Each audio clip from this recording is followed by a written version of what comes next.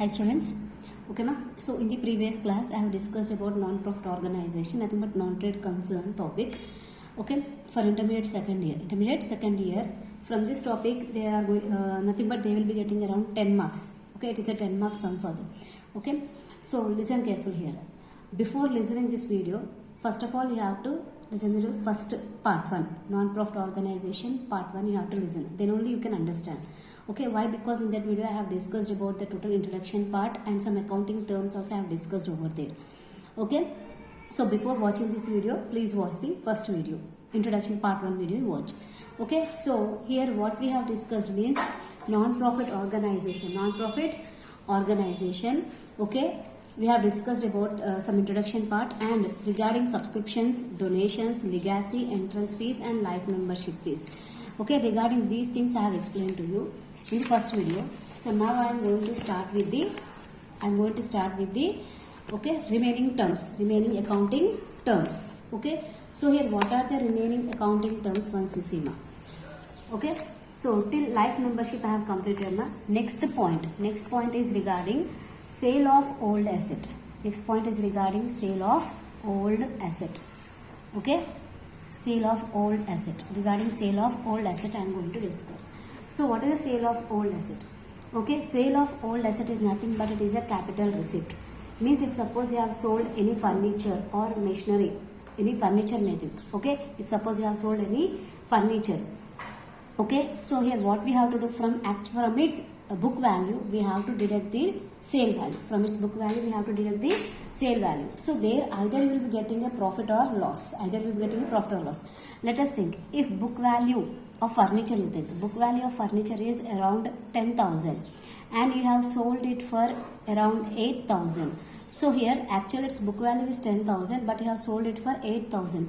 So 2,000 is loss. 2,000 is loss over here.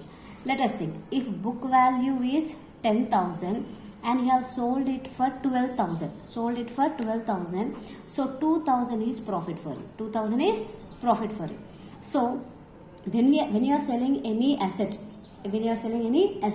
so what happens means if suppose book value has given or sold value has given, you have to see if book value is more than the sold value, okay, the difference is nothing but loss. If book value is less than the sold value, the difference what you got, that is a profit. So if you got a loss means you should take it in expenditure side. If suppose you got a profit means you should take it in income side. Okay, only this profit and loss will appear in the income and expenditure account.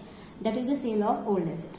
Next, coming to the sale of old newspapers. Sale of old newspapers. So sale of old newspapers. Sale of old newspapers means here what ma? Okay, here sale of old newspapers, magazines. Okay, they are the obsolete items and treated as revenue income. So if it is a revenue income means where it will appear, we have to take it in income and expenditure account, income side. Where we have to take income and expenditure account, income side. Okay, next coming to the next point, specific funds. Okay, so what are the specific funds or incomes and expenses? Okay, if there is any specific fund, okay, if I received for specific purpose, like fund received for building construction, fund received like for tournament, conducting a tournament, for prize fund, lecture fund. So these type of funds, okay, specific funds are like building fund. If organization has received any building fund or any tournament fund or any prize fund or lecture fund, okay, these are called as specific funds. Okay, if there is any income and expenditure relating to this fund, okay, such income and expenditure should not be taken in income and expenditure account. Means in question, if suppose receipt side has given a tournament fund and payment side has given a tournament expenses. Okay, in one question, receipt side has given a tournament fund and payment side has given a tournament expenses. In that case, okay, here what we have to do is actually fund we will take in liability side. Expenses, what you will think expenses we should take it in expenditure side. But if both are given, if tournament fund is given and tournament expenses both are given, in that case, okay, what happens means you should tournament expenses you should not take tournament expenses you should not take in income and expenditure account. Got the point, ma? If in the question receipt side has given tournament fund and payment side has given tournament expenses, so in that case what you have to do means tournament expenses you should not take in expenditure account. So where we have to take, it will appear in balance sheet liability side, means from fund you have to deduct the expense, from fund you have to deduct the expense, in balance sheet liability side you have to take. Okay, if both are there. Okay, next coming to the honorarium. So what is the meaning of honorarium? So honorarium is nothing but it is a payment made to non-employees. Payment made to non-employees for services that they are rendered is called as honorarium. Means here to non-employees if they are honoring means nothing but here they are honoring. If suppose they have invited a guest, for guests what they have to honor, so for that purpose some expenses will be there, so that type of expenses will be appeared in expenditure side, they will appear in expenditure side. Okay, you got the point, ma?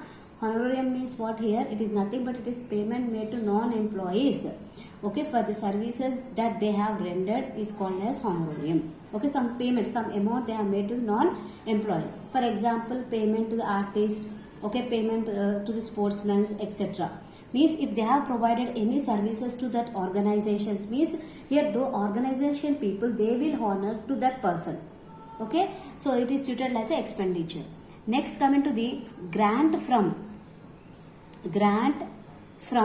government agencies, government agencies, grant from government and government agencies. So what is the meaning of this? So here non-profit organization they will receive grants from government, from non-government agencies, government from government agencies, local and national or international agencies also. So if they are receiving any grant, okay, where that grant will appear? So it will appear in balance sheet liability side. Where it will appear, ma? It will appear in balance sheet liability side. Okay. Next coming to the revenue expenses. So what are the revenue expenses? Revenue expenses are nothing but these expenses are incurred in day-to-day operations of the organization. Okay, in organization we will be having so many expenses. Okay, to run the organizations some expenses will be going on. So what are those expenses? Like salaries, wages, transport, rent paid, printing, postage, stationery, okay, interest paid. Okay, so many expenses will be there. Those all expenses comes under revenue expenses. So revenue expenses where we have to take under income and expenditure account. Under where we have to take income and expenditure account, expenditure side we have to take. Okay, afterwards revenue receipts. What are the revenue receipts? Revenue receipts is nothing but here organization they will be receiving. Okay, they will be receiving certain receipts like subscriptions, rent received, interest received, proceeds for entertainments, proceeds for lectures. Okay, if they are receiving any income, nothing but day to day, if they are receiving any amount, okay, then it is termed as a revenue receipts. Revenue receipts where we have to take income and expenditure account, income side we have to take. Okay, revenue incomes where which side we have to take in income and expenditure account, income side we have to take. After that, some next we have other terms also.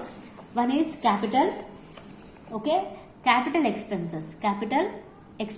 What is the capital expenses? Capital expenses are nothing but here the expenses which are incurred to acquire long-term benefit. The expenses which are incurred to acquire the long-term benefit is known as capital expenses. For example, purchase of assets means like purchase of building, purchase of machinery, purchase of furniture, nothing but purchase of investments for long term purpose. Here they are for long term benefit.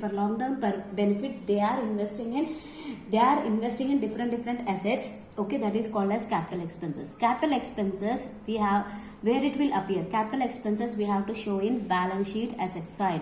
Capital expenses where we have to show in balance sheet asset side. Next coming to the purchase of consumable items. Next coming to the purchase of consumable items. So what is the purchase of consumable items? Consumable items are nothing but, see, the cost of consumable items bought is a revenue item. It is a revenue item, okay, and it is taken under income and expenditure account. Okay, ma'am?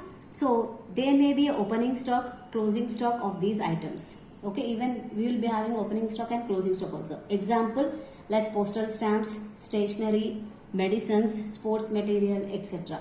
So these type of things are called as a purchase of consumable items. So what is the accounting for treatment for this? Okay, what is an accounting treatment for this? Okay, first of all here we have to take the, let us say opening. We have to take the opening stock.